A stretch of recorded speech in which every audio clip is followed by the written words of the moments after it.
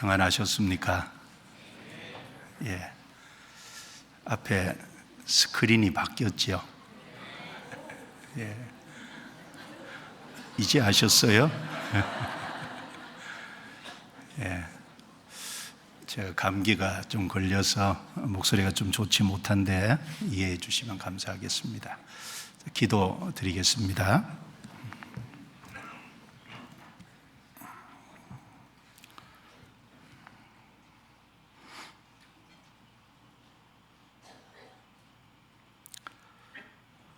거룩하시고 은혜로우시고 자비로우신 우리 아버지 하나님, 죄 가운데 살던 저희들을 구원해 주시고 저에게 참된 소망과 평안을 주시고 하나님의 거룩한 자녀로 남은 생애를 주님의 도우심 가운데 살게 은혜 베풀어 주신 것 감사합니다.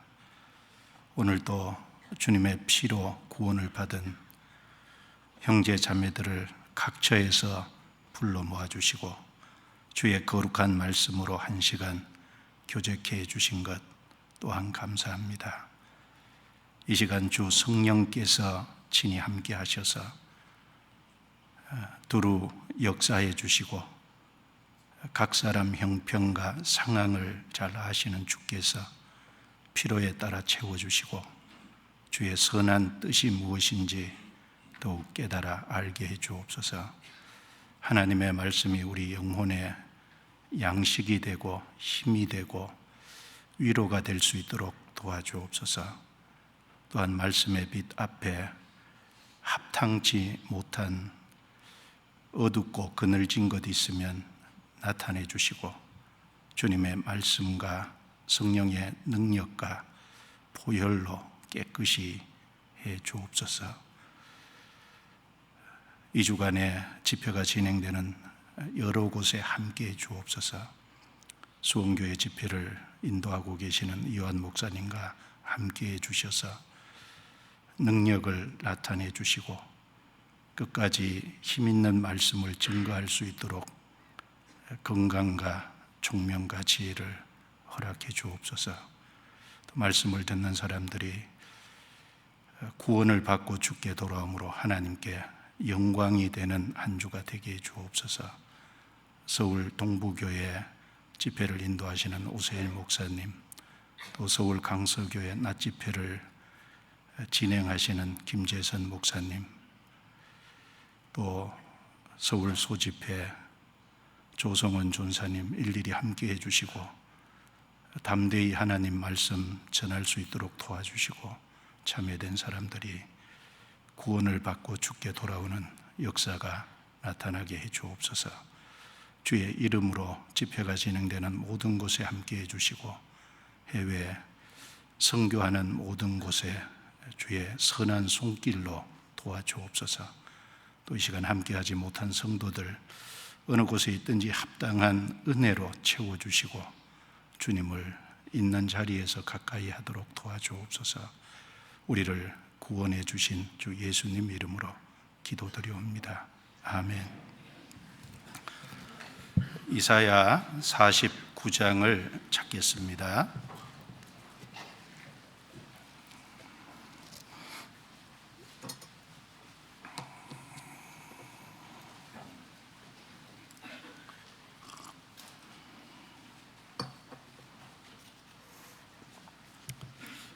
이사야 성경 49장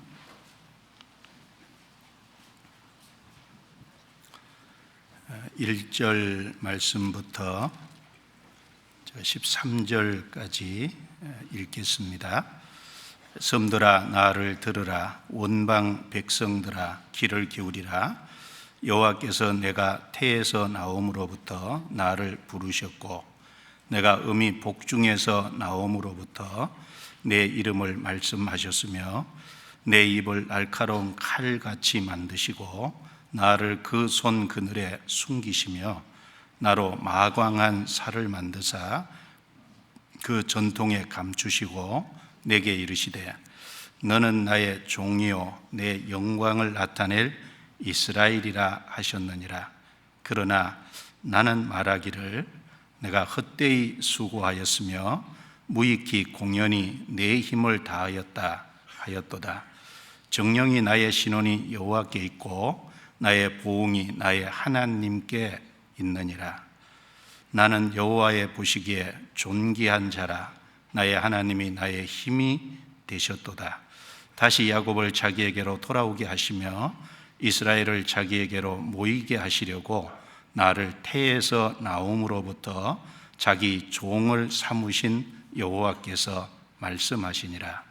그가 가라사대 내가 나의 종이 되어 야곱의 지파들을 일으키며 이스라엘 중에 보존된 자를 돌아오게 할 것은 오히려 경한 일이라. 내가 또 너로 이방의 빛을 삼아 나의 구원을 베풀어서 땅 끝까지 이르게 하리라.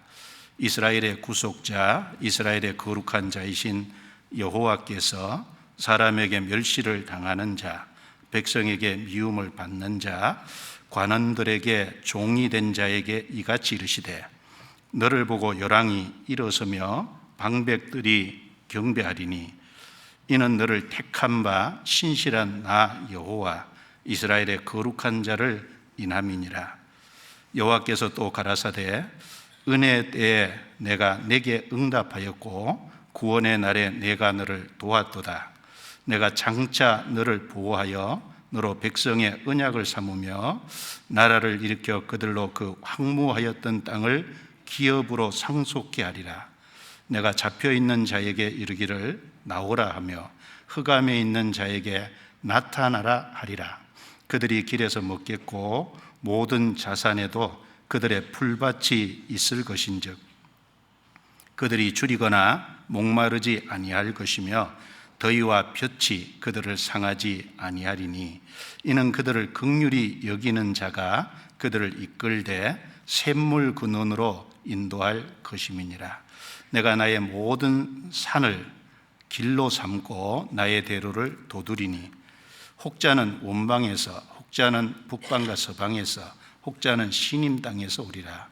하늘이여 노래하라. 땅이여 기뻐하라. 산들이여 즐거이 노래하라. 여호와가 그 백성을 위로하였은즉 그 고난당한 자를 긍휼히 여길 것임이니라.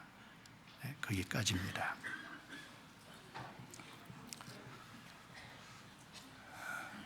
이번 한 주간 여러 곳에서 집회가 진행되고 있습니다. 가까운 수원 교회에서는 이요한 목사님께서 집회를 인도하고 계시고 서울 동부 교회는 오세일 목사님, 서울 강서 낮 집회는 김재선 목사님께서, 여기 서울 중앙교회 소집회는 조성원 전사님이 진행하고 있습니다. 기억하시고 기도해 주시기를 부탁합니다. 오늘은 이사야 49장 금방 읽은 말씀을 좀 같이 생각해 보려고 합니다.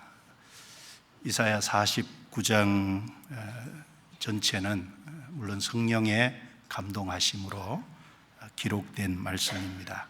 성경 창세기부터 요한계시록까지 성경 전체가 1189장으로 이루어져 있는데 그 중에 이사야 49장은 중요한 장에 속한다고 생각이 됩니다. 이사야 49장 그 말씀 중에 세 구절이나 신약 성경에 따로 인용이 되어 있습니다. 이사야 49장 6절이 사도행전 13장에 이제 인용이 되어 있고, 이사야 49장 8절 말씀도 고린도후서 6장에 인용이 되어 있고, 또 10절 말씀도 요한계시록 7장에 인용이 되어 있습니다. 오늘은 이사야 49장 5절을 중심해서 좀 생각을 해보려고 합니다. 5절 말씀을 다시 같이 읽겠습니다. 나는 여호와의 보시기에 존귀한 자라. 나의 하나님이 나의 힘이 되셨도다. 다시 야곱을 자기에게로 돌아오게 하시며 이스라엘을 자기에게로 모이게 하시려고 나를 태에서 나옴으로부터 자기 종을 삼으신 여호와께서 말씀하시느니라.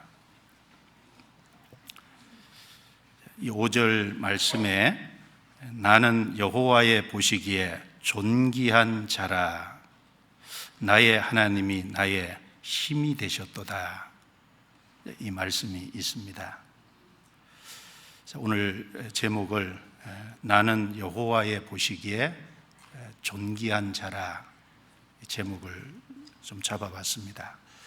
구원을 받은 사람은 누구든지 자신이 하나님 앞에 존귀한 자라는 사실을 깨닫고 확신하는 것이 필요합니다. 구원을 받았다고 하는 사람이 자신을 하찮게 여기거나 쓸모없는 사람으로 생각을 한다면 이건 너무너무 합당치 않을 겁니다. 구원을 받지 않은 사람은 누구든지 자기가 아무리 존귀하다고 할지라도 하나님 보실 때는 하찮은 사람에 불과합니다. 그러나 그 사람이 구원을 받은 것이 확실하다면 그 사람이 처해 있는 환경, 그 사람의 외적인 상황에 관계없이 구원받은 사람은 그 구원받았다는 그 이유 하나 때문에 하나님 앞에 존귀한 사람인 것이 틀림이 없을 겁니다. 예를 들어서 AD 한 10세기경에 사라센 제국이라는 큰 나라가 있었는데 칼리프 압둘라만 3세라는 사람이 49년을 그 나라를 통치를 했습니다. 그가 그 나라를 다스릴 때 그 당시에 이제 가장 강력한 육군과 해군을 가지고 있었습니다. 그리고 그가 다스리는 그 나라에서 한 해 벌어들이는 그 돈이 무려 3억 3,600만 달러였다고 합니다. 그리고 그의 개인 재산이 무려 26억 달러였다고 하니까요, AD 10세기로 감안했을 때 사실은 어마어마한 금액입니다. 그리고 그는 자기가 다스리고 있는 나라에 아름답다고 여겨지는 사람들은 다 모아서 자기 아내로 삼았는데 무려 6,321명을 아내로 뒀다고 하고요. 그 6,321명에게서 무려 618명의 자녀를 낳았다고 합니다. 사실 그는 자기 하고 싶은 대로 다 한 사람이죠. 그런데 그가 죽고 난 이후에 그가 유서를 남겨놓고 죽었는데 그 유서를 뜯어보니까 물론 여러 가지가 있었지만 자기가 49년을 다스리는 동안 자기가 행복했다고 여긴 날은 단 14일이었다, 그렇게 실제로 유서에 기록을 해놨었답니다.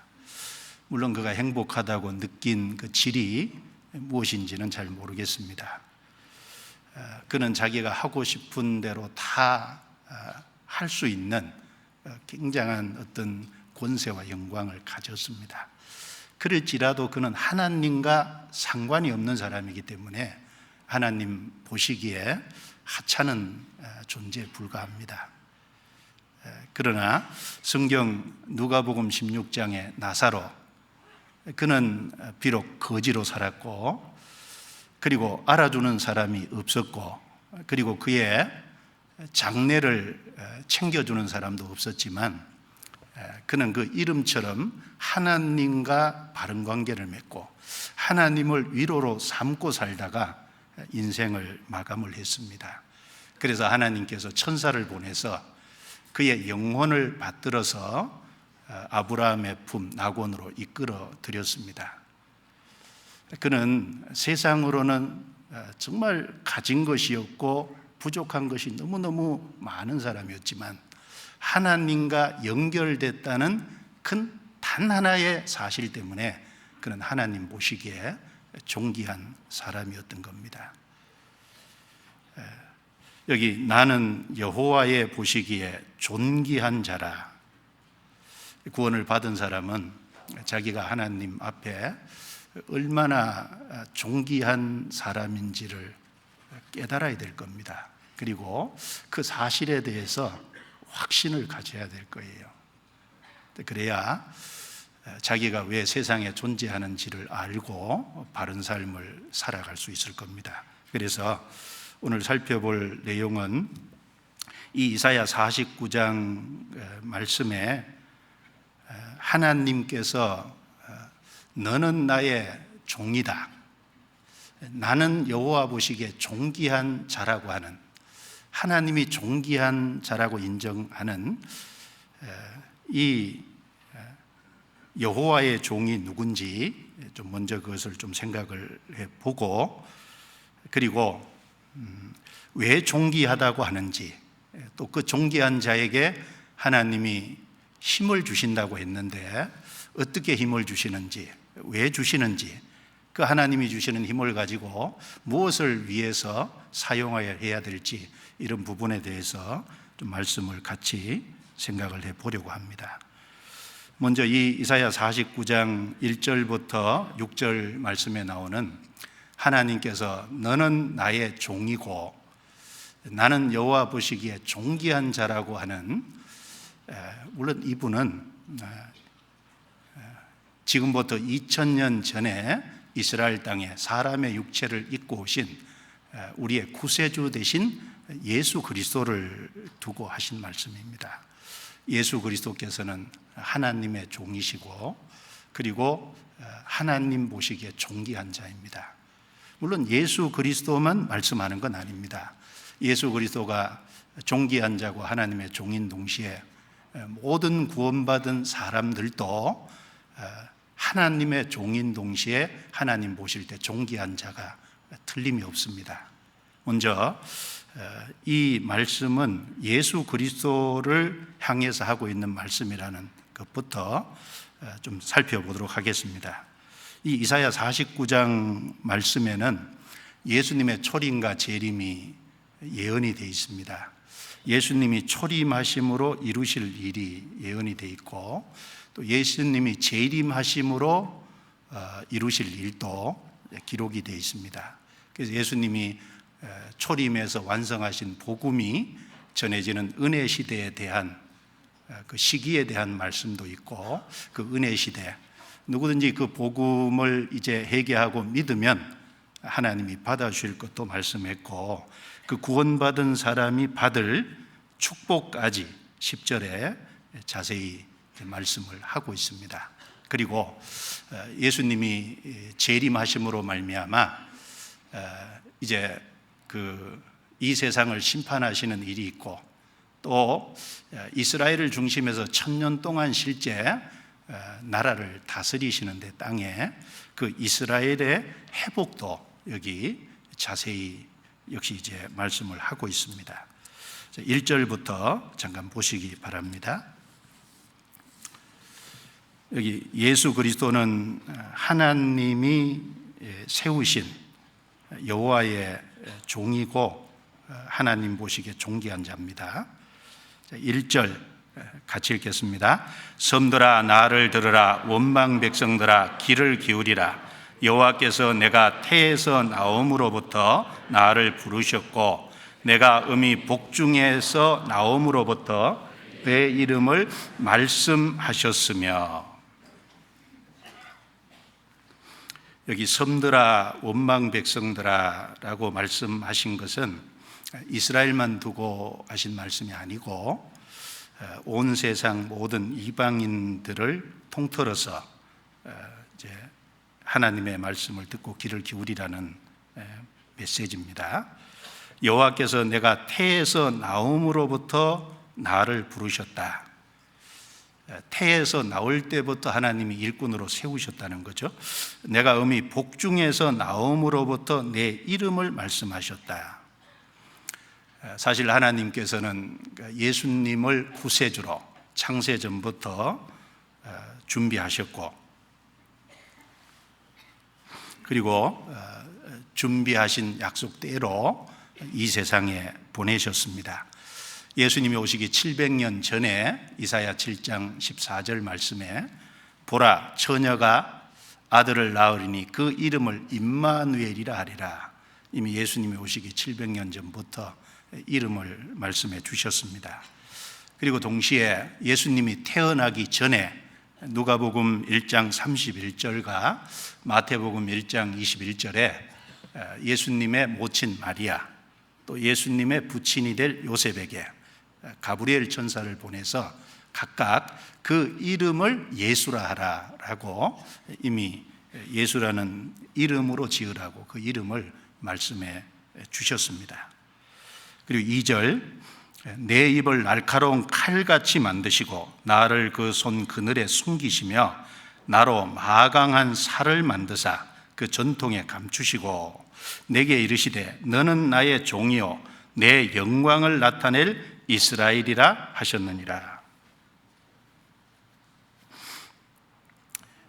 여기 하나님께서 예수님의 입을 날카로운 칼같이 만드셔서 그 하나님의 손 그늘에 숨기셨다라고 했습니다.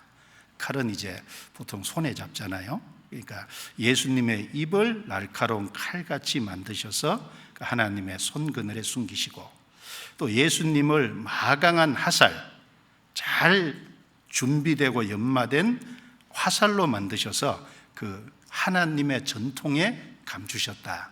이렇게 말씀을 하셨습니다. 이 말씀대로 예수님의 입에서 나오는 말씀은 정말 날카로운 칼 같은 말씀이셨죠. 성경에 하나님의 말씀을 칼로 비유한 말씀이 많이 있지 않습니까? 히브리서 4장 13절에 하나님의 말씀은 살았고 운동력이 있어 좌우의 날선 어떤 것보다도 예리하여 홍과 영과 및 관절과 골수를 찔러 쪼개기까지 하며 사람의 마음과 생각과 뜻을 감찰하시나니 지으신 것이 하나라도 그 앞에 나타나지 않음이 없느니라 라고 말씀하셨습니다. 예수님의 입에서 나오는 하나님의 말씀은 정확하게 진리를 선포하셨습니다. 그래서 그 예수님의 입에서 나오는 말씀으로 인해서 사람들이 진리가 무엇인지를 발견하게 됐고 또 예수님의 입에서 나오는 말씀은 종교가들의 거짓된 것을 철저히 드러냈습니다. 그래서 진리와 거짓을 정말 분별해서 나누는 그런 칼 같은 말씀이셨습니다. 그 예수님의 말씀으로 충분히 들은 베드로는 예수님의 말씀에 의지해서 그물을 내렸고 많은 물고기를 잡았지 않습니까? 그 예수님의 말씀을 잘 들은 마리아는 예수님의 죽음을 미리 장사를 미리 준비해서 300데나리온의 가치가 있는 향유가 담긴 옥합을 깨어서 예수님 발에 드리는 헌신을 하게 만들었잖아요. 예수님의 입에서 나오는 그 말씀은 사마리아 여자로 하여금 바로 예수님이 메시아라는 사실을 발견하고 깨닫게 만들었습니다. 예수님의 입의 말씀은 이 말씀대로 날카로운 칼 같은 말씀이셨습니다. 그 말씀이 많은 역사를 이루었습니다. 그리고 화살은 멀리 날려보내는 역할을 하죠. 예수님은 마강한 화살입니다. 하나님은 준비된 예수님을 이 세상에 보내주셨잖아요. 그리고 예수님이 이 세상에 오셔서 예수님이 이제 가시는 곳마다 하나님이 보내신 곳마다 가셔서 하나님의 놀라운 역사를 이루셨습니다. 예수님의 탄생, 생애, 죽음, 부활, 승천 그 모든 것을 통해서 복음을 완성하시고 그 복음을 통해서 구원받을 수 있는 그 은혜 복음이 완성이 되지 않습니까? 예수님을 종교가들에게 보냈습니다. 예수님은 그 종교가들의 거짓과 위선을 드러내셨습니다. 예수님이 죄인에게 가셨습니다. 그 죄인들을 구원받게 하는 역사를 일으키셨잖아요. 하나님에게 떠난 자에게 하나님에게 등 돌린 인생에게 예수님이 보내졌습니다. 예수님이 보내진 그곳에 등을 돌린 인생이 하나님께 돌아오는 역사가 있었잖아요.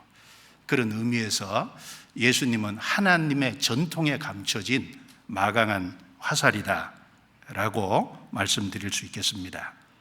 그리고 3절에 내게 이르시되 너는 나의 종이요 내 영광을 나타낼 이스라엘이라 하셨느니라.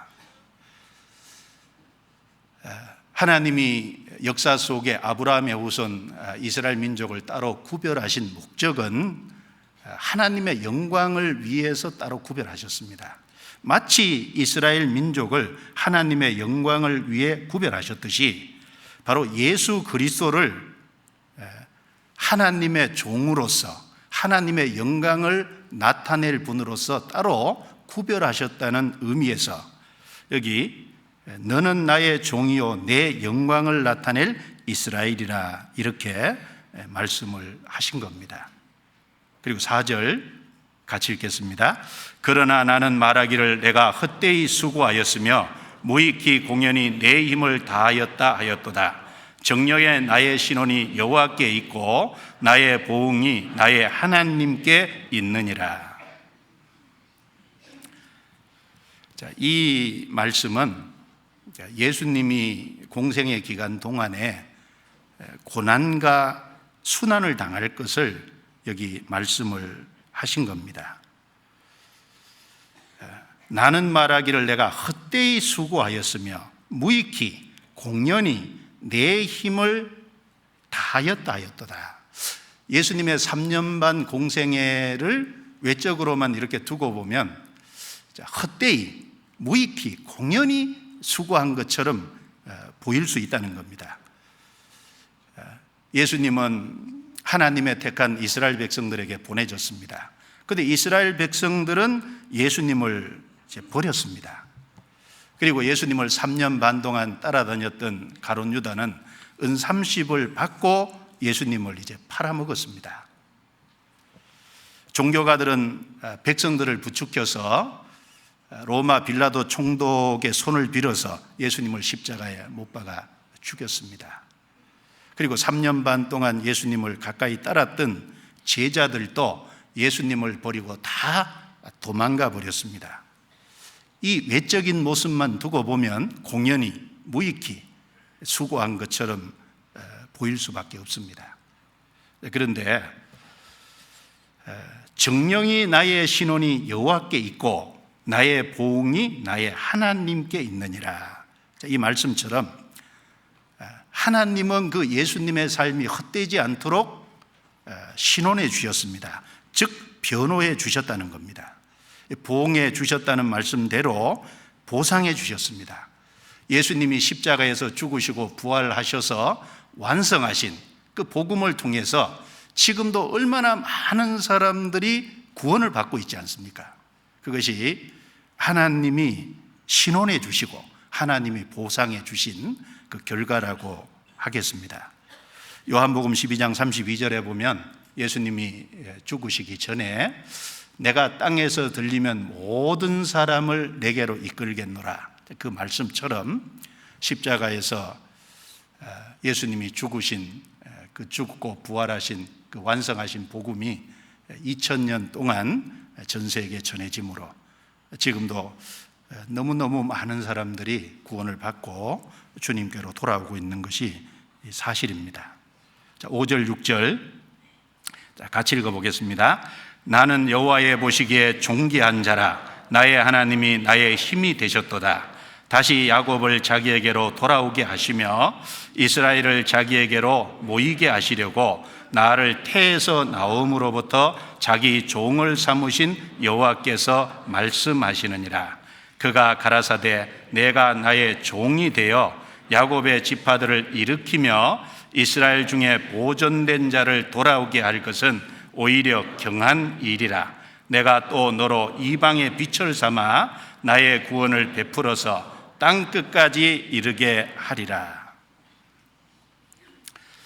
여기 5절과 6절 말씀에 하나님께서 왜 예수 그리스도를 하나님의 종으로 삼으셨는지 그 이유를 두 가지 말씀을 하고 있습니다.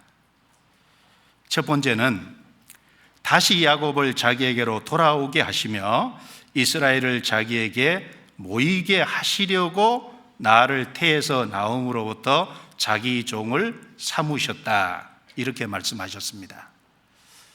하나님이 택한 이스라엘 백성들이 비록 하나님을 버리고 우상을 섬기고 약속된 그리스도가 오셨는데 그리스도를 배척함으로 전 세계에 흩어져서 가는 곳마다 1900년 동안 죽임을 당하고 비참한 역사를 가진 것이 사실입니다. 그런데 하나님께서는 그 이스라엘을 다시 하나님께로 돌아오게 하고 그 이스라엘을 다시 모으는, 회복하시겠다고 여기 약속을 하신 겁니다. 그것을 위해서 예수 그리스도를 하나님의 종으로 삼으셨다는 겁니다. 그리고 6절에 그가 가라사대 내가 나의 종이 되어 야곱의 지파들을 일으키며 이스라엘 중에 보존된 자를 돌아오게 할 것은, 야곱의 지파들을 일으킨다는 것은 이스라엘의 회복을 가리킨 겁니다. 이스라엘이 이제 전 세계에 흩어져서 저주받는 동안 이방인에게 복음이 전해지고 이방인에게 복음이 전해지는 것이 끝나면 다시 이스라엘 백성들이 전 세계에서 이스라엘 땅으로 모여드는 회복이 있습니다. 그리고 여기 야곱의 보존된 자를 돌아오게 할 것은, 보존된 자, 이사야 성경에 계속 읽으면 이스라엘의 남은 자를 계속 말씀하고 있습니다. 그래서 7년 환란 속에 들어가면 7년 환란 전 3년 반에 유대인 중에 14만 4천 명이 구원을 받을 것이 신약 성경에 약속이 되어 있습니다. 바로 그 이스라엘의 보존된 자, 그들이 돌아옵니다. 이스라엘의 회복가, 이스라엘 중에 구원받을 자들이 있습니다. 그리고 그 7년 환란 속에서 하나님이 이방인을 심판하시고 유대인 중에 3분의 1이 이제 살아서 육체를 입고 천년왕국에 들어가지 않습니까? 그 일을 말씀하신 겁니다. 그 일을 위해서 예수님을 하나님이 나의 종으로 삼으셨다고 했습니다. 그런데 여기 보시면 그렇게 할 것은 오히려 경한 일이라 그랬습니다. 이스라엘이 회복이 되고 유대인 중에 보존된 자 14만 4천 명이 구원을 받는 것은 여기 경한 일이라 그랬어요. 즉 작은 일이라는 말입니다. 그러면 하나님이 보실 때 진짜 중한 일, 큰 일은 무엇일까요? 거기 말씀되어 있습니다. 내가 또 너로 이방의 빛을 삼아 나의 구원을 베풀어서 땅 끝까지 이르게 하리라. 예수님이 십자가에서 완성한 복음이 이제 예루살렘부터 시작해서 유대와 사마리아와 땅 끝까지 전해지므로 예수님이 이제 이방의 빛이 되고 그 복음이 이방인에게 전해져서 많은 이방인들이 구원을 받고 돌아오는, 그것이 하나님 보실 때 중한 일이고 그것이 훨씬 더 큰 일이라는 것을 여기 말씀을 하고 있습니다. 이스라엘의 회복과 이스라엘 중에 보존된 14만 4천 명이 구원받는 그거보다 더 큰 일은 많은 이방인들이 구원을 받는 겁니다. 하나님은 그것을 여기 예수님 오시기 700년 전에 미리 예언을 하신 겁니다. 그래서 성경 요한계시록 7장 9절 말씀에 보면 각 나라와 족속과 방언과 백성 가운데서 능히 헤아릴 수 없는 큰 무리가 흰옷을 입고 손에 종려가지를 잡고 하나님을 찬양하는 그 내용이 나오잖아요. 그 요한계시록 7장 9 앞쪽에는 유대인 14만 4천 명이 구원받는 내용이 나오고 7장 9절 그 뒷부분에는 바로 이방인 중에 큰 무리, 헤아릴 수 없는 무리가 구원을 받는 그 내용이 나옵니다. 유대인이 구원받는 그것은 작은 일이고 많은 이방인들이 구원받는 그게 하나님 보실 때 중한 일이고 큰 일입니다. 그 역사가 사실 지금 우리 가운데 계속되고 있잖아요. 하나님은 그것을 여기 약속을 해주신 겁니다. 바로 그 두 가지 일을 위해서 유대인을 구원받게 하고 이방인들을 구원받게 하는 그 일을 위해서 하나님께서 예수님을 나의 종으로 삼으셨다. 그렇게 여기 밝히고 계신 겁니다.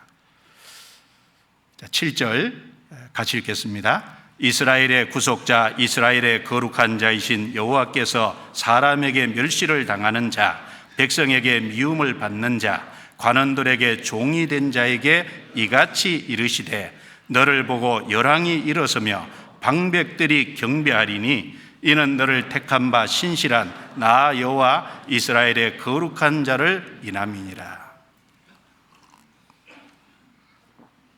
자, 예수님께서 초림하셨을 때는 멸시를 당하는 자가 되셨습니다.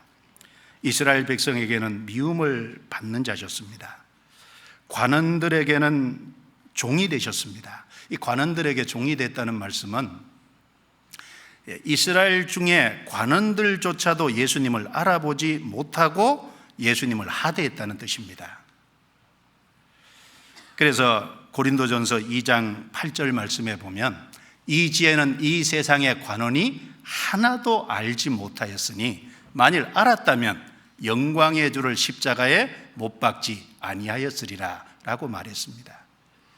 예수님이 초림하셨을 때는 미움을 받고 멸시를 받고 관원들에게조차 버림받는 그런 삶이셨습니다. 그런데 이제 재림하실 때는 너를 보고 열왕이 일어서며 방백들이 경배하리니 이는 너를 택한 바 신실한 나 여호와 이스라엘의 거룩한 자를 인함이니라. 예수님이 재림하실 것을 말씀한 겁니다. 이제 초림하셨을 때와 재림하실 때는 좀 다르죠. 모든 열왕들이 이제 일어서게 되고 방백들이 예수님을 향해 경배하게 되는, 하나님이 그렇게 하실 것을 여기 말씀을 하신 겁니다.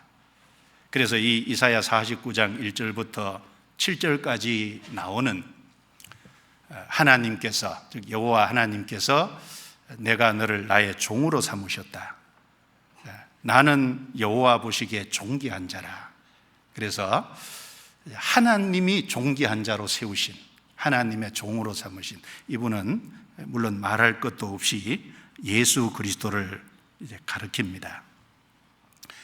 예수님은 이 세상에 오셔서 33년의 생애를 사실 오로지 하나님의 뜻에 복종하심으로 하나님의 뜻을 성취하신 종으로서의 삶을 사셨습니다.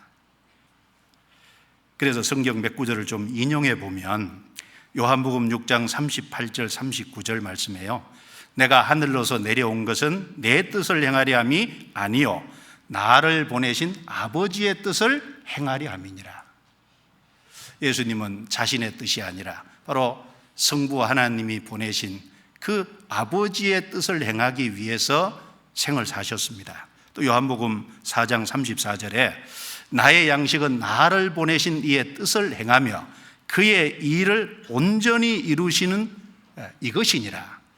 예수님은 본인이 먹을 양식이 그 육신의 음식이 아니고, 예수님 사람이 양식은 꼭꼭 챙겨 먹잖아요. 예수님이 양식처럼 반드시 이루어야 될 일이 하나님의 뜻을 이루고 그의 일을 온전히 이루는, 그걸 위해서 예수님이 이 땅에 생애를 사셨습니다. 또 요한복음 8장 29절에도 나를 보내신 이가 나와 함께 계시도다. 내가 항상 그의 기뻐하시는 일을 행함으로 나를 혼자 버려두지 아니하셨느니라. 내가 항상 그의 기뻐하시는 일을 행함으로. 예수님의 생애를 보면 하나님이 기뻐하시는 일이 무엇인지 그것을 알고 그것을 이루기 위한 생애였습니다. 항상이라고 했습니다. 그래서 하나님이 예수 그리스도와 항상 같이 계셨습니다. 그리고 십자가를 앞에 두시고는 마태복음 26장 39절에 내 아버지여 만일 할만하시거든 이 잔을 내게서 지나가게 하옵소서. 그러나 나의 원대로 마옵시고 아버지의 원대로 되기를 원하나이다 라고 그걸 3번이나 땀방울이 핏방울이 되도록 간절히 기도하셨습니다. 마가복음 10장 45절에는 인자에 온 것은 섬김을 받으려 함이 아니라 도리어 섬기려 하고 자기 목숨을 많은 사람의 대속물로 주려 하심이니라. 바로 예수님의 33년의 생애, 3년 반의 특별히 공생애, 그 모든 것은 오로지 하나님의 뜻에 복종하고 그 하나님의 뜻을 이루기 위한 생애였습니다. 그런 의미에서 예수님은 하나님이 세우신 종이었습니다. 그래서 이 이사야 성경 말씀 중에 예수님을 하나님의 종으로서 말씀한 장들이 여러 장이 있어요. 특별히 이사야 42장, 지금 읽은 이사야 49장, 이사야 50장, 52장, 53장은 잘 아시죠? 53장은 예수님이 우리를 위해서 순환받으실 것을 구체적으로 말씀한 그 몇 개의 장은 예수님을 하나님의 종으로 특별히 계속 강조해서 말씀을 하고 있습니다. 자, 조금 찾아볼까요? 이사야 42장. 자, 이사야 42장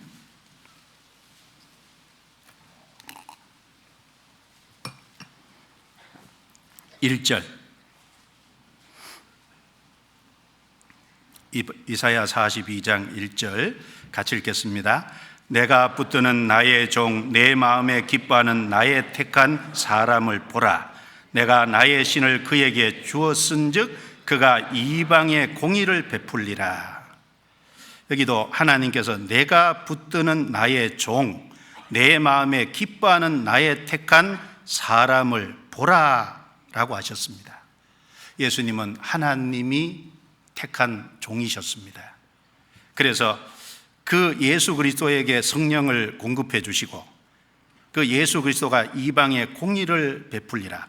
즉 예수님이 완성한 복음을 통해서 이방의 빛이 되고 이제 회개하고 믿는 사람은 이방인도 구원받을 것을 말씀한 겁니다. 6절. 나 여호와가 의로 너를 불렀은즉 내가 내 손을 잡아 너를 보호하며 너를 세워 백성의 언약과 같이 읽습니다. 이방의 빛이 되게 하리니. 예수님은 이방의 빛이십니다. 또 이사야 50장을 보시죠. 50장 49장도 예수님을 하나님의 종이라고 말씀하셨고 50장 10절 같이 읽겠습니다. 너희 중에 여호와를 경외하며 그 종의 목소리를 청종하는 자가 누구냐 됐습니다. 그 종의 목소리를 청종하는 자가 누구냐? 하나님이 보내신 종 예수 그리스도죠. 하나님을 경외하는 사람은 하나님이 보내신 예수님의 목소리를 말씀을 들을 겁니다. 52장 13절 13절부터 15절까지 또 같이 읽겠습니다. 여호와께서 가라사대 보라 내 종이 형통하리니 받들어 높이 들려서 지극히 존귀하게 되리라. 이왕에는 그 얼굴이 타인보다 상하였고 그 모양이 인생보다 상하였으므로 무리가 그를 보고 놀랐거니와 후에는 그가 열방을 놀랠 것이며 열왕은 그를 인하여 입을 봉하리니 이는 그들이 아직 전파되지 않은 것을 볼 것이요 아직 듣지 못한 것을 깨달을 것임이라 하시니라. 내 종이 형통하리니 받들어 높이 들려서 지극히 존귀하게 되리라. 예수님의 재림을 말한 겁니다. 그리고 14절에는 이왕에는 그 얼굴이 타인보다 상하였고 초림이죠. 바로 예수님의 초림과 재림. 예수님을 가리켜서 여기서도 하나님의 종이라고 했습니다. 53장은 우리가 내용을 너무나 잘 알고 있죠. 그가 찔림은 우리의 상함을 인하며 그가 고난을 상함은 우리의 죄악을 인함이라. 그가 징계를 받음으로 우리가 평안을 누리고 그가 채찍에 맞음으로 우리가 나음을 입었도다. 우리는 다 양 같아서 그를 향하여 각기 제 길로 갔거늘 여호와께서는 우리 무리의 죄악을 그에게 담당시키셨도다. 바로 여기 그라고 지시되어 있는 바로 예수 그리스도, 그분은 하나님의 종이셨습니다. 11절 같이 읽겠습니다. 가라사대 그가 자기 영혼에 수고한 것을 보고 만족히 여길 것이라. 나의 의로운 종이 자기 지식으로 많은 사람을 의롭게 하며 또 그들의 죄악을 친히 담당하리라. 그래서 이사야 42장에 이사야 내용의 42장, 49장, 그 다음에 50장, 52장, 53장, 바로 하나님의 뜻에 적극적으로 순종하고 복종함으로 하나님의 뜻을 이루시는 예수 그리스도의 그 모습을 바로 하나님의 종으로 이렇게 말씀을 하고 있습니다. 나중에 시간을 내셔서 그 언급된 장을 좀 같이 옆에 두시고 묵상을 해보면 예수님이 어떤 모습으로 어떤 자세로 하나님의 뜻에 복종하시고 행하셨는지를 우리가 충분히 마음속에 더 일깨워 볼 수 있을 것이라고 생각됩니다. 그래서 이사야 49장에 여호와의 종, 그리고 하나님이 보시기에 존귀한 자는 물론 가장 먼저는 예수 그리스도입니다. 그와 동시에 구원받은 모든 사람도 이제 하나님의 뜻에 순종하고 복종해야 된다는 입장에서, 그리고 하나님의 뜻을 이루어야 된다는 입장에서, 또 하나님 앞에 구원을 받은 하나님의 자녀라는 입장에서 하나님의 종이요 동시에 하나님 보시기에 존귀한 자입니다. 왜냐하면 이사야 49장 말씀을 예수님을 얘기하는 건데 사도행전 13장에 바울 사도는 그걸 인용하면서 예수님이 아니라 자기에게 개인에게 적용을 했습니다. 찾아보겠습니다. 이사야 49장 6절을 보시죠. 6절.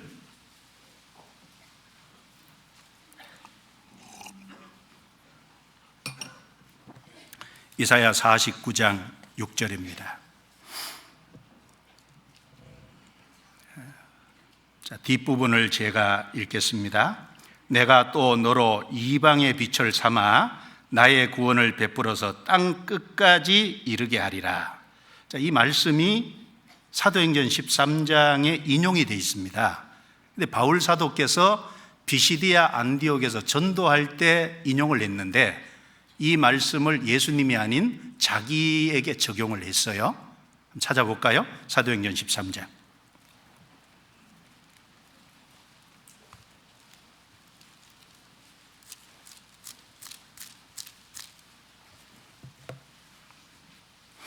사도행전 13장 13절입니다.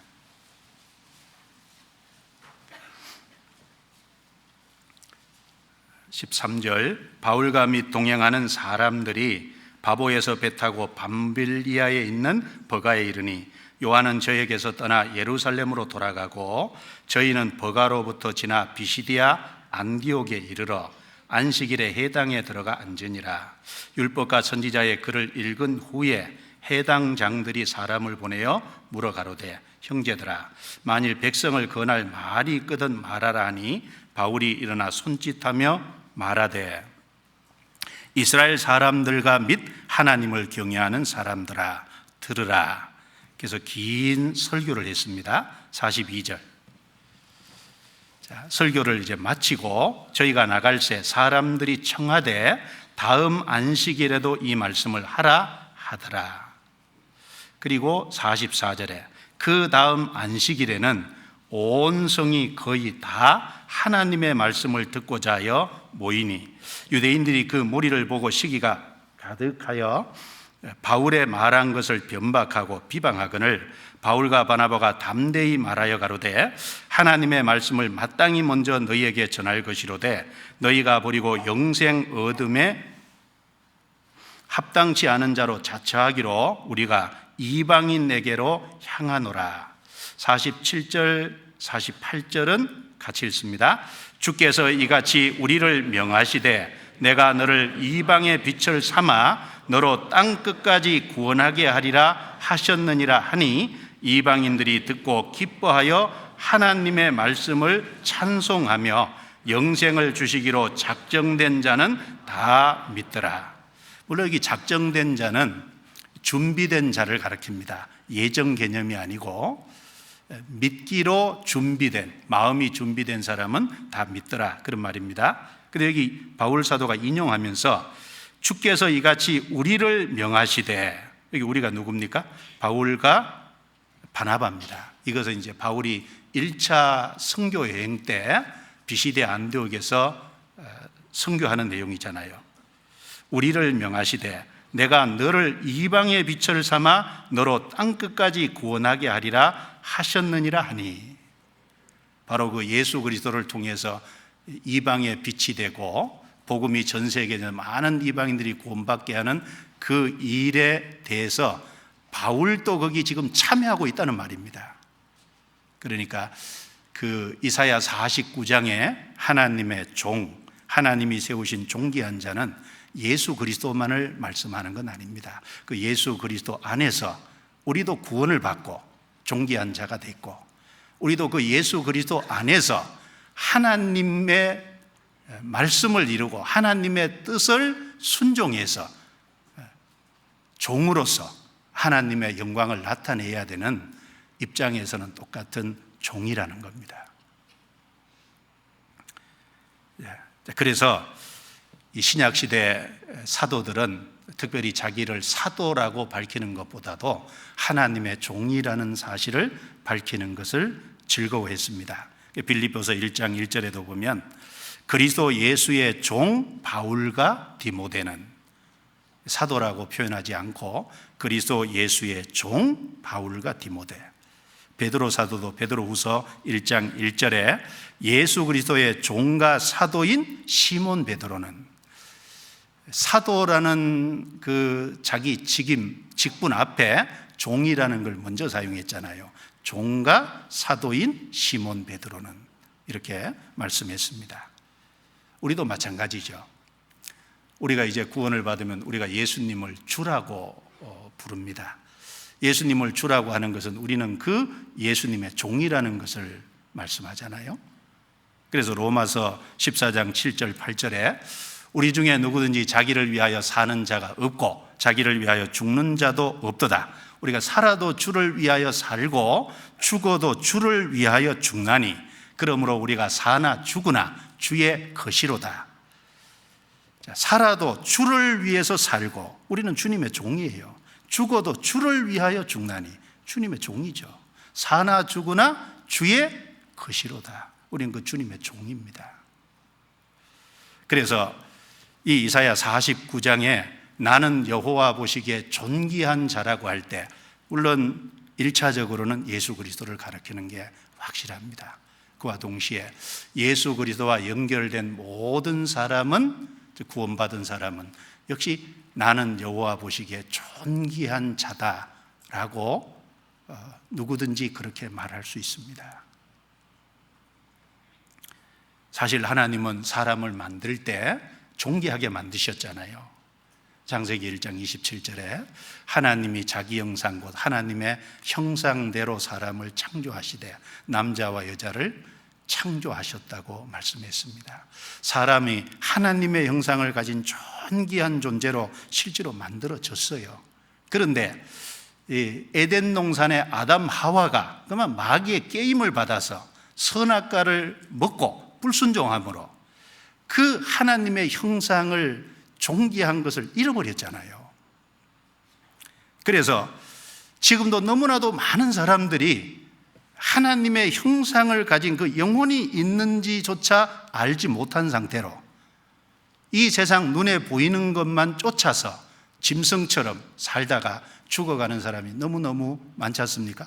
그걸 가르쳐서 시편 49편 20절에 종기에 처하나 깨닫지 못하는 사람은 멸망하는 짐승 같도다 그랬습니다. 그런데 이제 바로 구원을 받아서 하나님과 바른 관계를 맺고 예수님과 연결된 사람은 누구든지 이제 나는 여호와 보시기에 존귀한 자라고 말할 수 있습니다.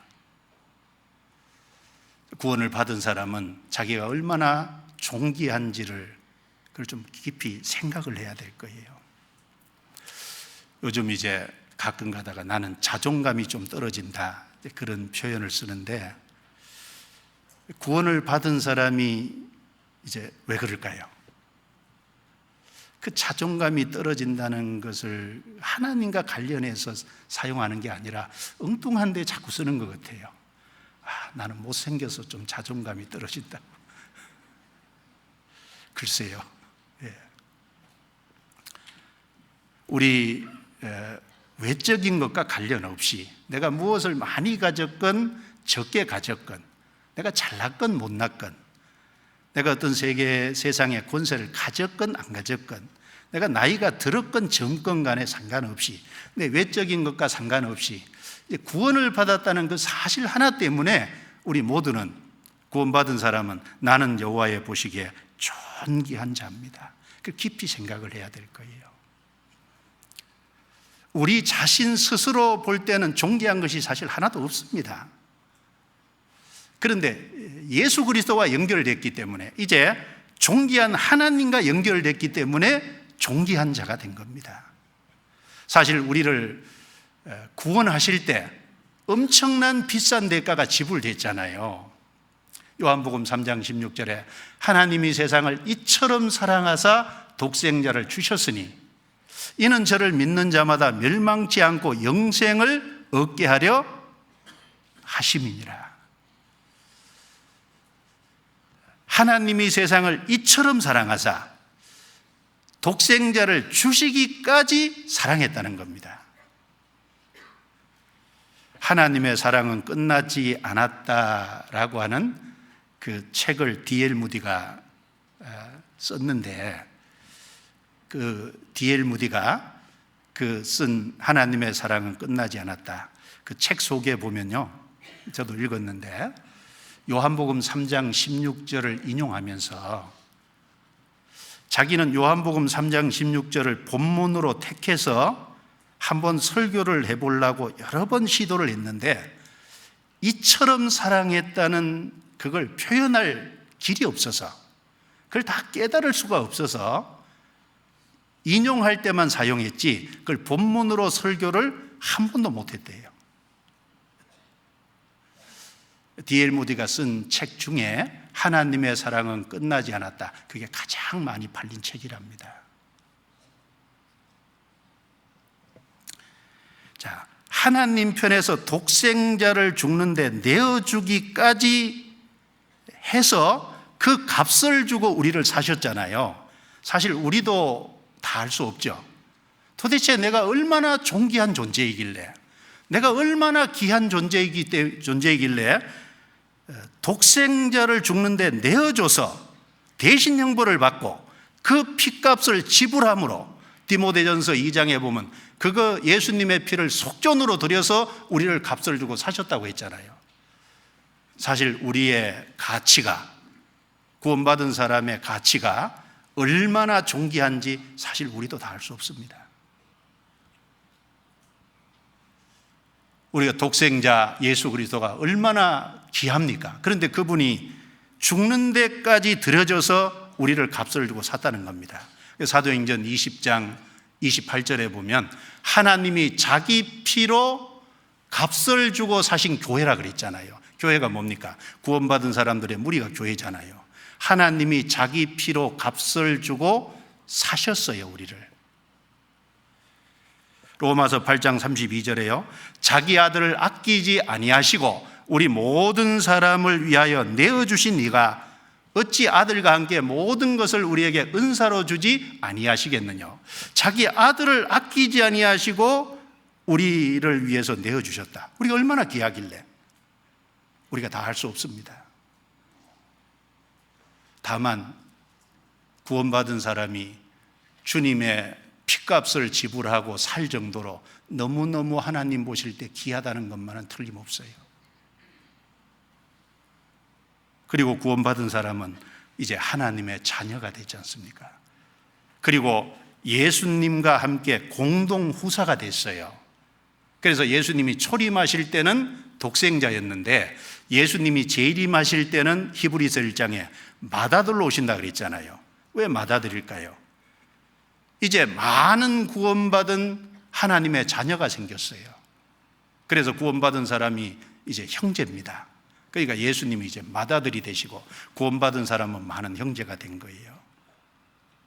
그래서 구원받은 사람은 하나님의 자녀가 되고 예수님과 함께한 공동후사라는 겁니다. 그 사실 자체가 어마어마한 얘기 아닙니까? 그것도 우리가 다 사실 이해할 수가 없습니다. 아들이라는 말은 상속자라는 말이에요. 사실 이 모든 것을 예수님이 상속하실 분이잖아요. 그런데 그 예수님과 우리는 공동후사, 공동상속자가 됐다는 말이지 않습니까? 로마서 8장 찾아보겠습니다. 로마서 8장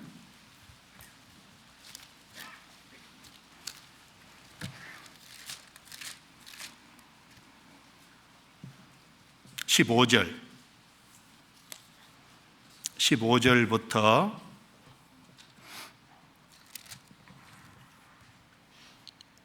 17절까지 같이 읽겠습니다.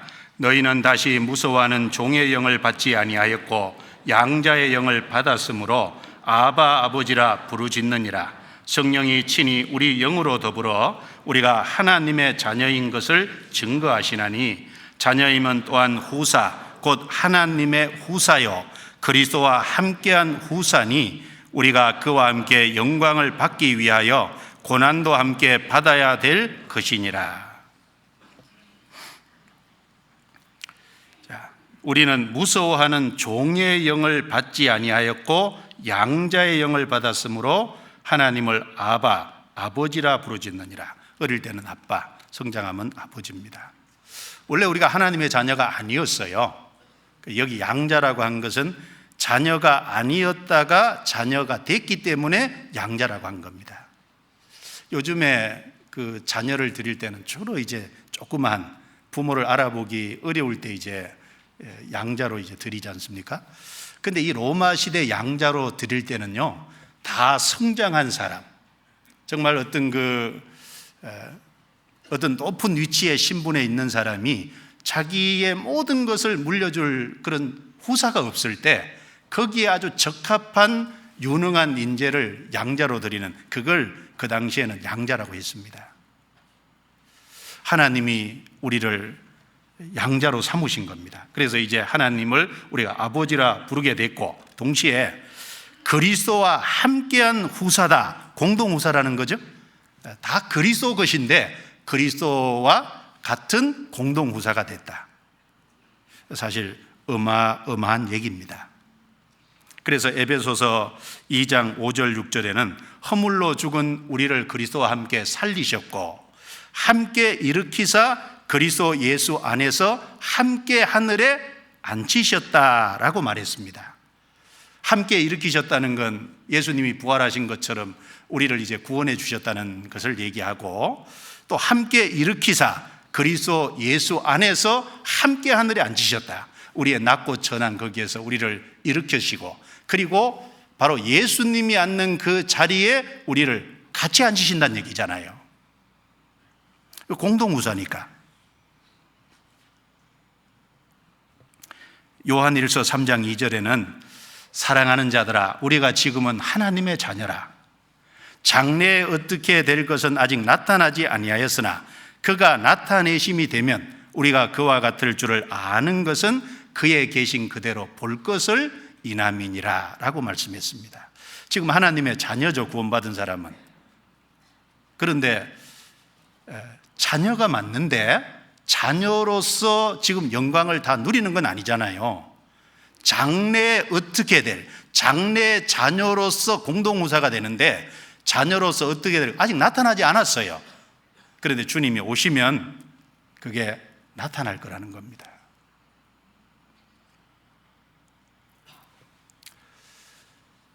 그러니까 구원받은 사람이 존귀하지 않습니까?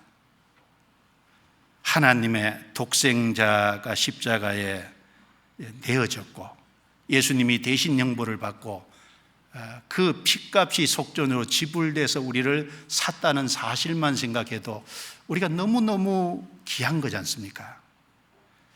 우리 가정에 있는 어떤 그 물건의 가치를 결정할 때요, 집에 가면 보통 얼마짜리냐고 묻잖아요. 그렇죠?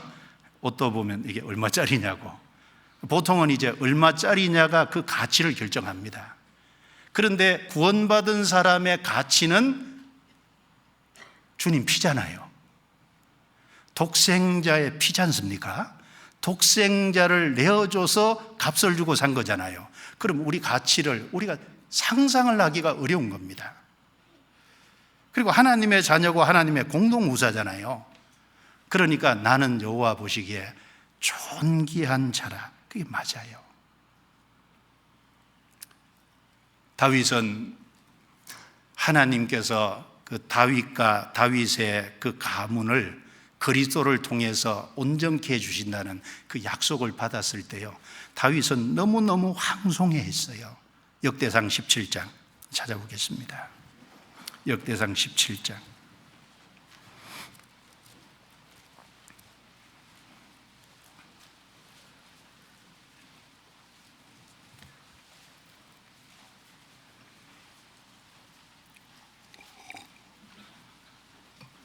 16절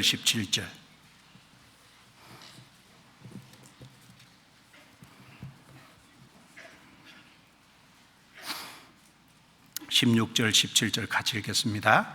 다윗 왕이 여호와 앞에 들어가 앉아서 가로되 여호와 하나님이여 나는 누구오며 내 집은 무엇이간데 나로 이에 이르게 하셨나이까. 하나님이여 주께서 이것을 오히려 작게 여기시고 또 종의 집에 대하여 먼 장래까지 말씀하셨사오니 여호와 하나님이여 나를 존귀한 자같이 여기셨나이다. 다윗의 그 후손으로 그리스도를 보내주시고 그 그리스도를 통해서 온전케 해주시겠다는 약속을 쭉 받고 난 이후에 다윗이 하나님 앞에서요 기도한 내용입니다. 나와 내 집은 무엇이간데 나로 이에 이르게 하셨습니까? 나를 존귀한 자같이 여기셨나이다. 그렇죠. 하나님은 다윗을 정말 존귀하게 대하신 거예요. 하나님은 우리를 정말 존귀하게 대하신 겁니다. 스바냐 3장 17절에 너의 하나님 여호와가 너희 가운데 계시니 그는 구원을 베푸실 전능자시라.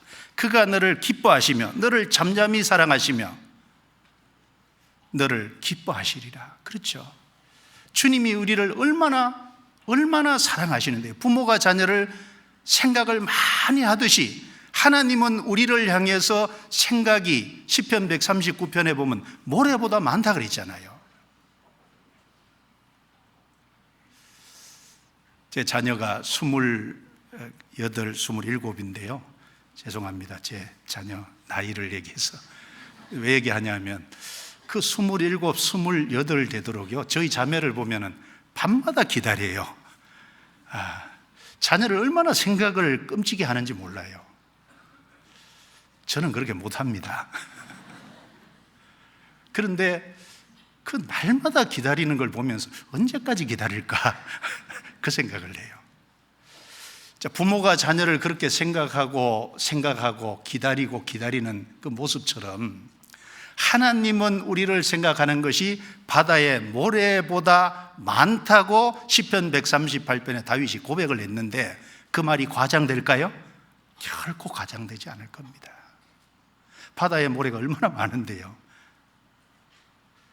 주님이 우리를 잠잠히 사랑하시고 우리를 너무너무 많이 생각하시고 우리를 정말 존귀하게 대하십니다. 나는 여호와 보시기에 존귀한 자라.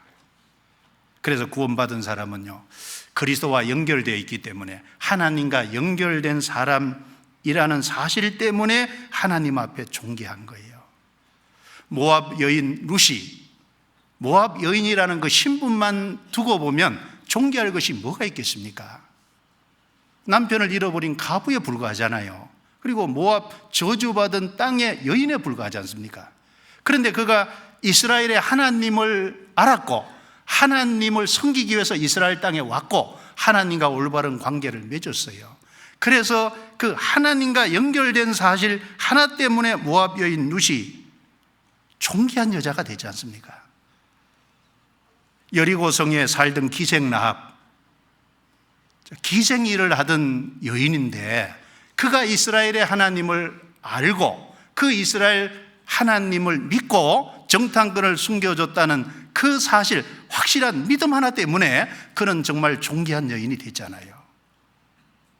성경에 많은 사람들이 왜 존귀하게 됐습니까?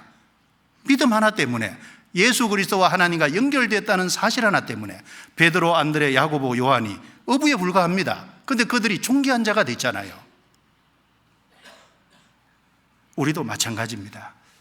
나는 여호와 보시기에 존귀한 자라. 존귀하게 된 사실 하나는 회개하고 믿어서 구원받았다는 사실 하나 때문에 사실 존귀하게 된 거예요. 그런데 이런 엄청난 은혜와 축복을 받은 사람이 이 세상의 육신적인 것 때문에요, 자존감이 떨어지면 되겠습니까? 대학생들이 스카이 못 갔다고 자존감이 떨어지면 되겠어요? 좀 못생겼다고, 예? 또 어른들은 나이가 좀 드셨다고 떨어지면 안 되잖아요. 우리는 하나님 앞에 구원을 받은 사람입니다. 야고보서 1장 9절 찾아보죠.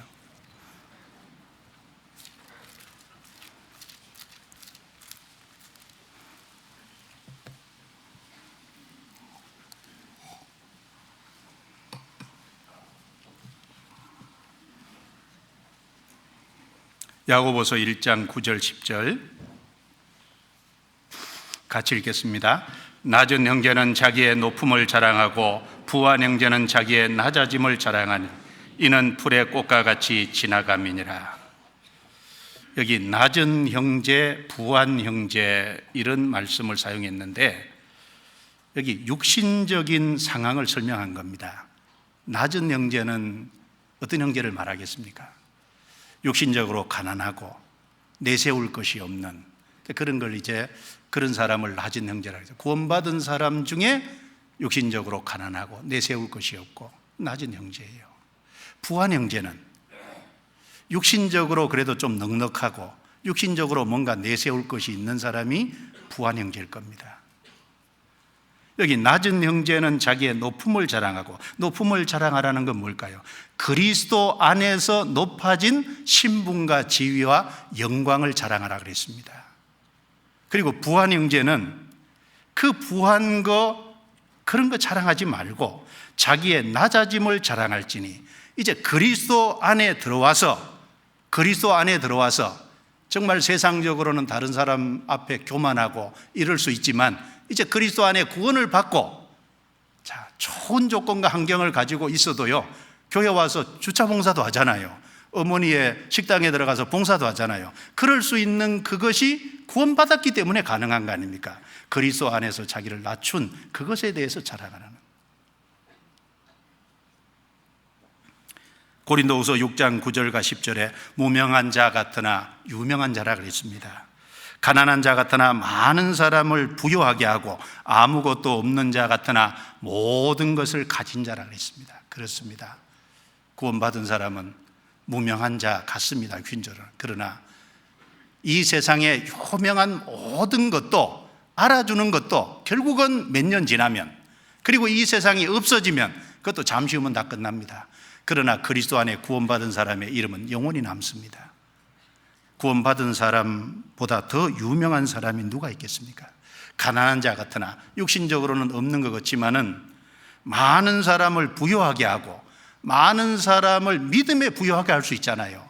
다른 사람을 전도해서 그 사람이 구원을 받으면 그 사람 믿음 가운데 부유하게 만들 수 있잖아요. 아무것도 없는 자 같으나 모든 것을 가진 자로다. 예, 그렇습니다. 지금은 아무것도 없는 것 같습니다. 그러나 사실 우리 아버지가 모든 것을 다 가지셨습니다.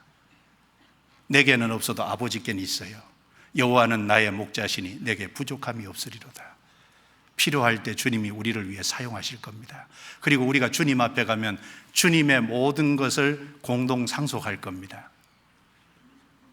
자, 고린도전서 3장입니다. 고린도전서 3장.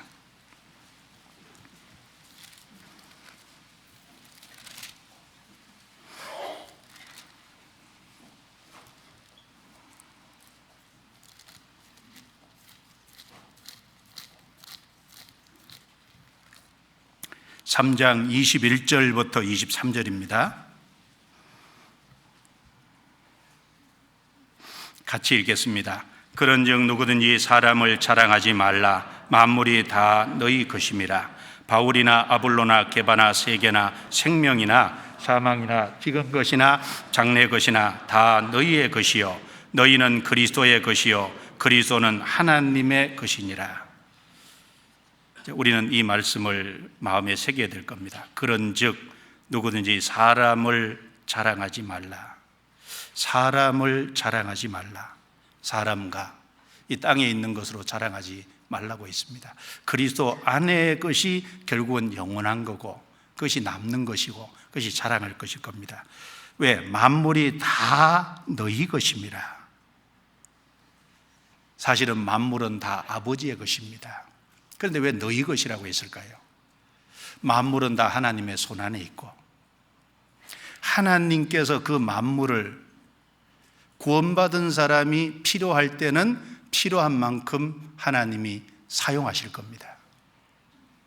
그런 의미에서 만물은 다 너희를 위해 있다 그 말입니다. 바울이나 아볼로나 게바나 세계나 생명이나 사망이나 지금 것이나 장래 것이나 다 너희의 것이요. 왜요? 다 하나님의 것이니까요.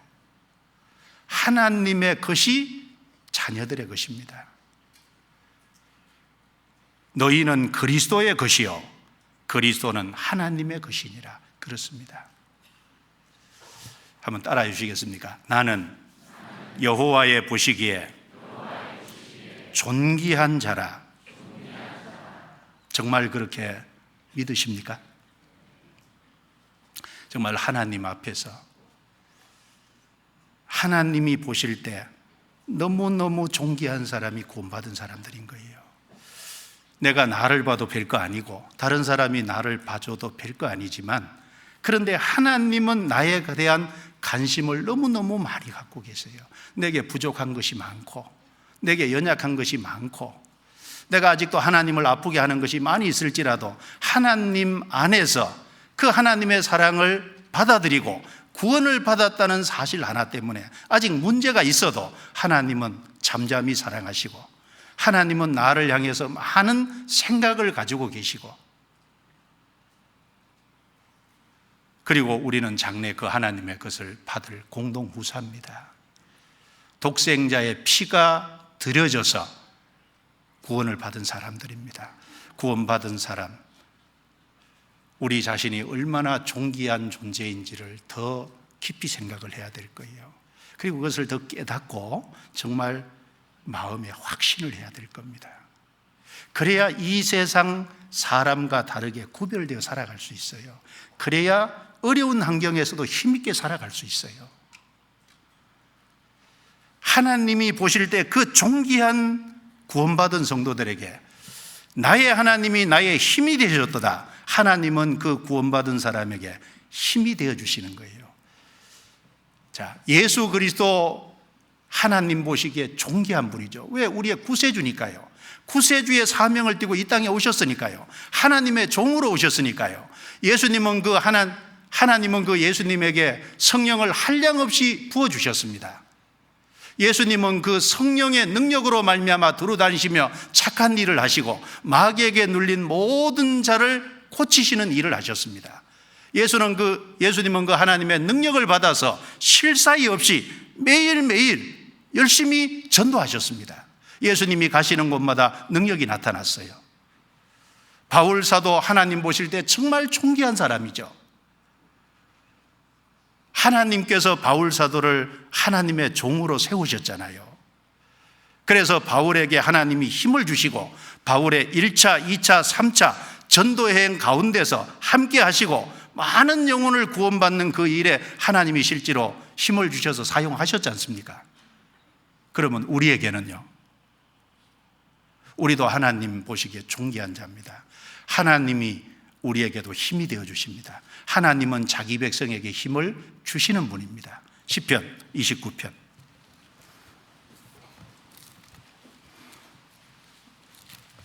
시편 29편입니다.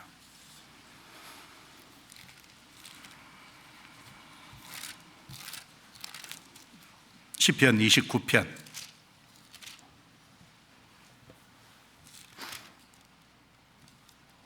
10절 11절을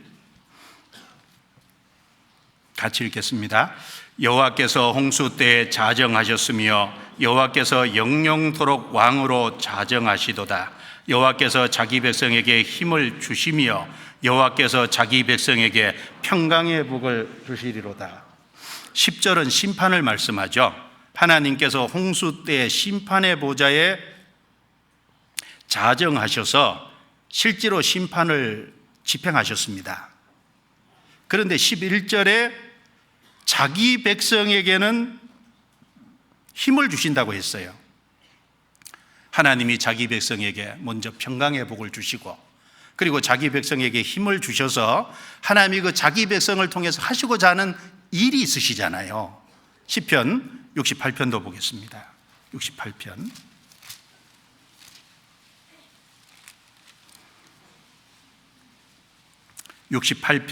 18절 주께서 높은 곳으로 오르시며 사로잡은 자를 끌고 선물을 인간에게서 또는 패역자 중에서 받으시니 여호와 하나님이 저희와 함께 거하려 하심이로다.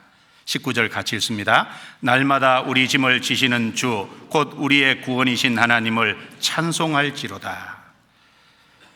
여기 시편 68편 18절 말씀이 신약성경 에베소서 4장 8절에 인용되어 있지 않습니까?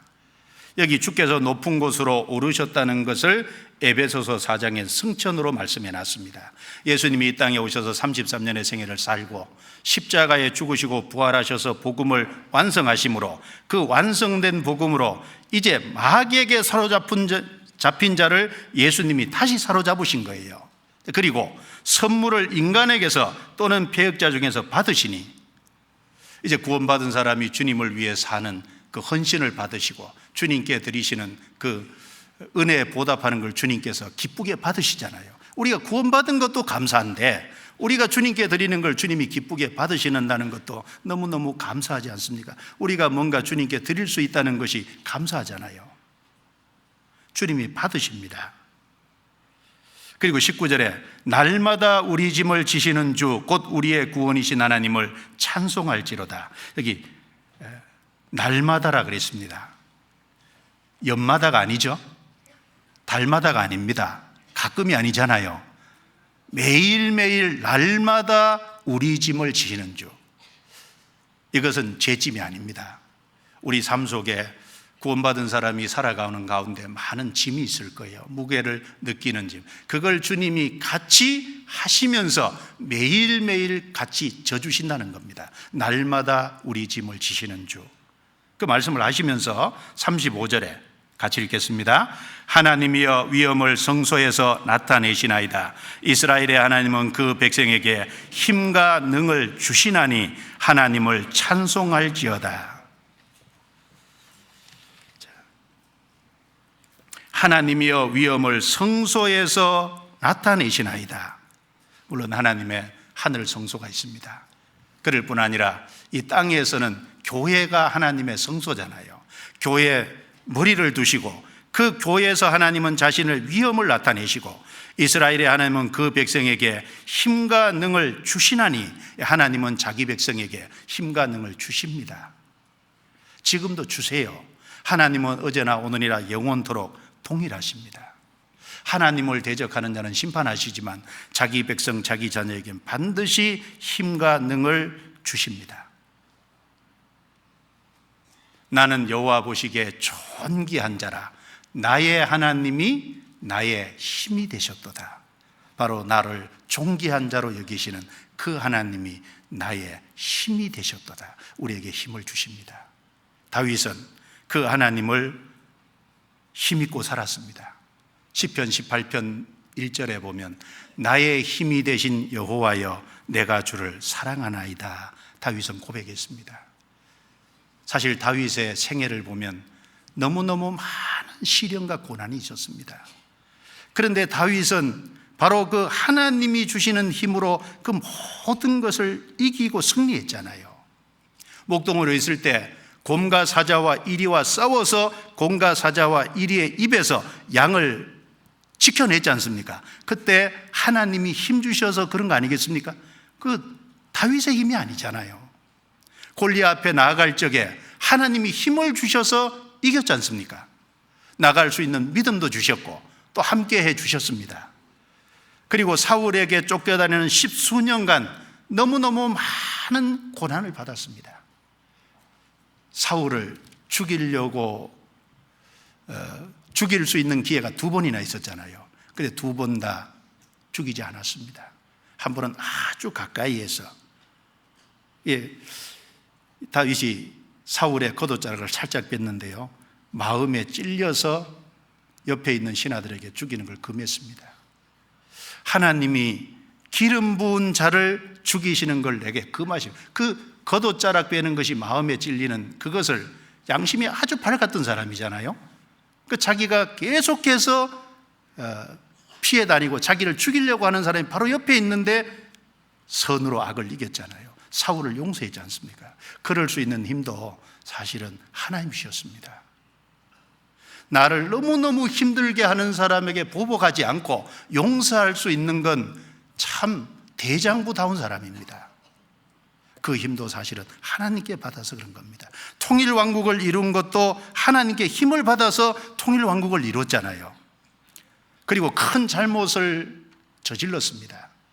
그런데 그 큰 잘못을 저질렀을 때 그곳에서 다시 일어서고 다시 회복되는 것도 하나님이 주시는 힘으로 다시 일어서고 다시 회복이 됐지 않습니까?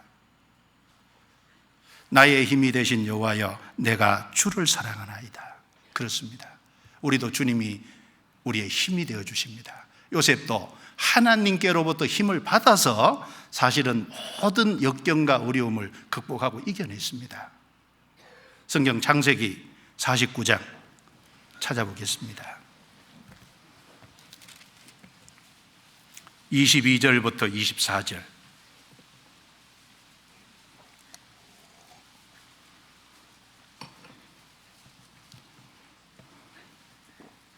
22절부터 24절 같이 읽겠습니다. 요셉은 무성한 가지 곧 샘 곁에 무성한 가지라. 그 가지가 담을 넘었도다. 활 쏘는 자가 그를 학대하며 그를 쏘며 그를 군박하였으나 요셉의 팔이 도리어 경강하며 그의 팔이 힘이 있으니 야곱의 전능자의 손을 힘입음이라. 됐습니다. 따라해 주시기 바랍니다. 야곱의 전능자의 손을 힘입음이라. 자, 사실 이 요셉은 야곱의 11번째 아들입니다. 약하디 약한 사람이죠. 그런데 이 요셉이 무성한 가지가 돼서 담을 넘었어요. 담을 넘었다는 건 다른 사람에게 영향력을 미치는 사람이 됐다는 겁니다. 얼마나 큰 영향력을 미쳤습니까? 애굽을 흉년에서 구원했잖아요. 이스라엘 백성들을 흉년에서 구원했지 않습니까? 그리고 요셉은 화를 많이 맞은 사람이잖아요. 요셉을 힘들게 하는 사람이 많았지 않습니까? 형들부터 요셉을 미워해서 애굽에 팔아버렸습니다. 애굽의 보디발의 집에 나가 종살이 했잖아요. 보디발의 아내가 요셉을 유혹해 왔습니다. 그걸 거절한 그 대장부답게 잘 거절했는데 억울한 누명을 씌워서 결국은 감옥에 갇혔지 않습니까? 요셉은 어려움을 많이 겪은 사람인데 오히려 요셉의 팔이 도리어 경강하다 그랬어요. 팔에 힘이 있었다 그랬습니다. 그 이유는 전능자를 힘입음이라. 하나님이 요셉에게 실제 힘을 주셨던 겁니다. 요셉과 같이 하셨습니다. 다른 사람은 아무도 알아주지 않았지만 아버지조차 요셉이 죽었다고 생각했지 않습니까? 그런데 하나님은 요셉과 늘 같이 계셨습니다. 나는 여호와 보시기에 존귀한 자라. 나의 하나님이 나의 힘이 되셨도다.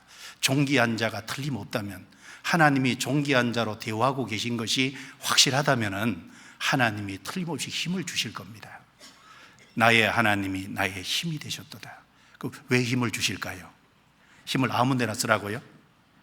주님이 힘과 능을 주시는 이유가 있지 않겠습니까? 이사야 49장 다시 넘겨보겠습니다.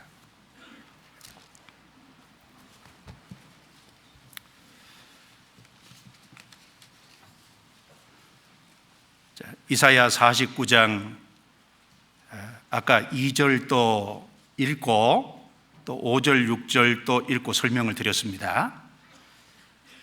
예수님은 하나님의 종, 하나님이 존귀한 자로 세우신 분입니다.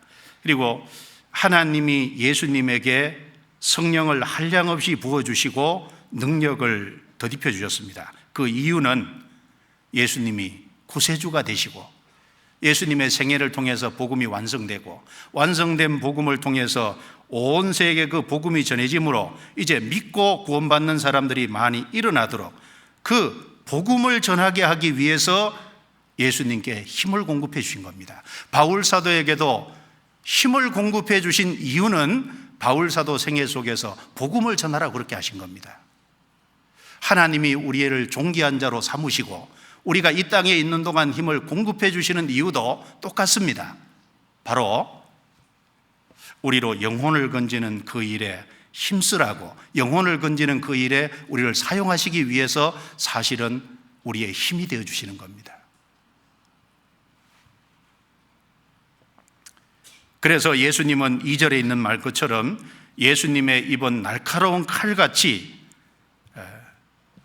예수님의 입에서 나오는 말씀으로 많은 역사를 이루었잖아요. 예수님은 마강한 화살로서 예수님이 가시는 곳마다 역사를 이루었지 않습니까? 우리도 주님께 힘을 받으면은 우리의 입을 통해서 복음이 전해지고 우리가 가는 곳마다 주님의 역사가 나타나야 될 겁니다. 하나님은 그것을 우리에게 원하시기 때문에 우리에게 힘을 공급해 주실 거예요. 우리가 말씀을 가까이 할 때 말씀으로 힘을 받고 우리가 기도할 때 기도로서 주님께 힘을 받는 것이 사실이지 않습니까? 야곱은 야복강가에서 밤새도록 주님과 씨름을 실제로 했어요. 그 씨름하는 속에서 하나님께 힘을 받아서 자기를 굴복하는데 이겼잖아요. 그리고 동시에 하나님의 축복을 받아내는 쪽으로 이기는 자가 됐습니다. 우리도 기도로서 우리 자신을 주님 앞에 굴복하는데 이겨야 되고 그리고 하나님의 축복을 받아내는 쪽으로 이겨야 될 겁니다. 기도할 때 주님이 힘을 주십니다. 그리고 성도들과 이렇게 교제하고 있을 때 그리고 같이 말씀을 듣고 있을 때 혼자 있으면 힘들고 외롭고 어려움을 많이 느낄 때가 있잖아요. 그런데 성도들과 같이 있고 교제하면은 할 수 있겠다는 마음에 믿음이 생기고 확신이 생기지 않습니까? 같이 있을 때 힘을 주시는 거거든요. 교제할 때. 그리고 성도들이 연합할 때 주님이 힘을 주십니다. 그래서 힘을 주시는 이유는 이뤄진 영혼을 건지도록 하기 위해서입니다. 그리고 여기 이사야 49장 8절 말씀이 이제 고린도후서 6장 2절에 인용되어 있는데 8절을 잠깐 보시죠. 여호와께서 또 가라사대 은혜의 때에 내가 내게 응답하였고 구원의 날에 내가 너를 도왔도다. 그래서 고린도후서 6장 2절에 보면은 보라 지금은 은혜 받을 만한 때요 보라 지금은 구원의 날이로다. 자, 이방의 빛이 그 복음이 전해서 많은 사람이 구원받고 있는데 그게 무한정 길게가 아닙니다. 그 이방인의 시대, 교회 시대, 은혜 시대, 이 시대가 기간이 한정되어 있다는 거잖아요. 어느 날 그것이 끝나는 겁니다. 이 은혜 시대 안에 빨리 복음을 우리가 전해야 되잖아요. 그 은혜 시대가 있습니다. 하나님이 노아에게 120년 전에 홍수가 있을 것을 미리 경고해 주셨습니다. 그리고 120년이 딱 차니까 배가 다 만들어진 이후에 하나님이 방주문을 닫고 그리고 땅에 지하수가 솟아오르고 하늘에 창이 열려서 40주야 비가 땅에 와서 다 쓸어버리지 않습니까? 방주문이 닫혔습니다. 구원의 문도 어느 날 닫힙니다. 그 구원의 문이 닫히기 전에 은혜 시대가 끝나기 전에 이방인의 시대가 끝나기 전에 우리는 빨리 기회되는 대로 전도해야 될 겁니다. 물론 그 전도하는 것이 쉽지 않을 겁니다. 거기에는 눈물을 흘리며 씨를 뿌리는 자기의 고난과 수고와 희생이라는 이런 것이 틀림없이 필요할 겁니다. 시간을 투자하고 물질을 투자하고 자기의 마음을 들이지 않으면 한 사람 영혼을 건지는 게 그렇게 쉽지 않잖아요. 요즘 사람들의 마음이 더 각박해지고 강박해진 것이 사실입니다. 우리의 마음을 더 심혈을 기울이지 않으면 전도하기가 점점 더 어려워져 갑니다. 그래서 눈물을 흘리며 씨를 뿌린다고 말한 것일 겁니다. 그런데 눈물을 흘리며 씨를 뿌리면 정녕 그 단을 가지고 돌아오리라 했어요. 씨를 뿌렸는데 단을 가지고, 눈물을 흘리며 뿌렸는데 기쁨으로 단을 거두리라고 분명히 하나님이 약속했습니다. 시편 126편에 보면 정녕 반드시 거두게 하시겠다고 약속했습니다. 그건 주님의 약속입니다. 우리는 그 주님의 약속을 믿고 은혜 시대, 이방인의 시대가 끝나기 전에 빨리 전도해야 될 겁니다. 그리고 잠시 후에 주님이 다시 오실 겁니다. 그러면 우리는 어떻게 될까요? 10절, 그들이 줄이거나 목마르지 아니할 것이며 더위와 볕이 그들을 상하지 아니하리니 이는 그들을 긍휼히 여기는 자가 그들을 이끌되 샘물 근원으로 인도할 것임이니라. 우리 주님이 우리를 영원한 곳으로 이끄실 겁니다. 이 말씀이 요한계시록 7장에 인용되어 있습니다. 마지막으로 보겠습니다. 요한계시록 7장.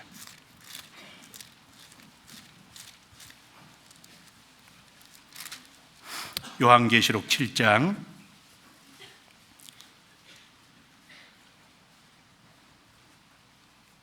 15절부터 17절 같이 읽겠습니다. 그러므로 그들이 하나님의 보좌 앞에 있고 또 그의 성전에서 밤낮 하나님을 섬기매 보좌에 앉으신 이가 그들 위에 장막을 치시리니 저희가 다시 줄이지도 아니하며 목마르지도 아니하고 해나 아무 뜨거운 기운이 상하지 아니할지니 이는 보좌 가운데 계신 어린 양이 저희의 목자가 되사 생명수 샘으로 인도하시고 하나님께서 저희 눈에서 모든 눈물을 씻어 주실 것임이로라. 이 요한계시록 이제 1절부터 그 내용 속에 그 8절까지 보면 유대인 14만 4천 명이 구원받는 내용이 나옵니다. 그러면 이게 이사야 49장 내용 속에 5절과 6절 말씀이잖아요. 그리고 9절부터 각 나라와 족속과 백성과 방언에서 아무라도 능히 셀 수 없는 큰 무리가 9절에 나오는데, 주님이 이방의 빛이 돼서 주님이 완성한 복음이 전 세계에 전해짐으로 많은 사람이 구원받게 될 것에 대한 6절 말씀이잖아요. 그리고 10절 말씀이 16절, 17절에 여기 인용되어 있습니다. 사실 이사야 49장 말씀하고 이 요한계시록 7장 말씀은 연결되어 있는 겁니다. 그래서 잠시 후에 주님이 오시면 우리는 생명수 샘물로 인도될 겁니다. 주님은 우리의 영원한 목자가 되실 겁니다. 다시는 목마르지 않고 완전히 만족하는 세상으로 들어갈 겁니다. 거기에는 아무 해된 것도 없을 겁니다. 우리가 이 땅에서 흘린 모든 눈물도 주님이 다 닦아주실 겁니다. 주님이 우리에게 약속하신 겁니다. 이사야 49장에서 약속하셨습니다. 우리는 그 일을 하는 사람이고 우리는 그 축복을 받은 사람입니다. 다시 따라해 보시기 바랍니다. 나는 여호와 보시기에 존귀한 자라. 나의 하나님이 나의 힘이 되셨도다. 자, 오늘 들은 말씀 중에 특별히 이 이사야 49장 5절 앞부분에 이 말씀을 좀 마음에 많이 묵상을 좀 해보면 좋겠습니다. 우리는 실제 하나님 앞에 존귀한 자고 하나님이 우리의 힘이 되시고 있는 것이 사실입니다. 그것이 확실할 때 더 힘있게 살 수 있으리라고 생각됩니다. 기도드리겠습니다.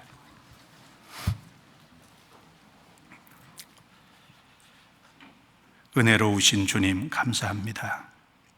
우리는 연약하고 부족합니다. 그러나 주님께서 우리를 존귀한 자로 삼으시고 우리에 대해서 관심을 가지시고 잠잠히 사랑하시고 우리를 바다의 모래보다 더 많이 생각하시고 우리를 이끌고 계심을 믿고 감사합니다. 우리 각자가 하나님 앞에 구원받은 사람으로서 존귀한 자라는 사실을 깨닫고 확신하고 더욱 이 세상과 구별되어 예수님이 하나님의 종으로서 주의 뜻을 적극적으로 이루고 순종하셔서 하나님의 역사를 나타내셨듯이 우리도 주님을 본받는 삶이 되게 해 주옵소서. 주께 의지합니다. 우리 주변에 아직 구원받지 못한 많은 사람이 있습니다. 그들 때문에 마음이 아프고 답답할 때가 많이 있습니다. 주님, 우리의 마음을 헤아려 주시고 한 영혼이라도 더 건질 수 있도록 우리의 손길을 강하게 해주시고 우리의 힘이 되어 주시기를 간구합니다. 오늘 함께해 주신 주께 감사합니다. 우리를 구원해 주신 주 예수님 이름으로 기도드리옵니다. 아멘.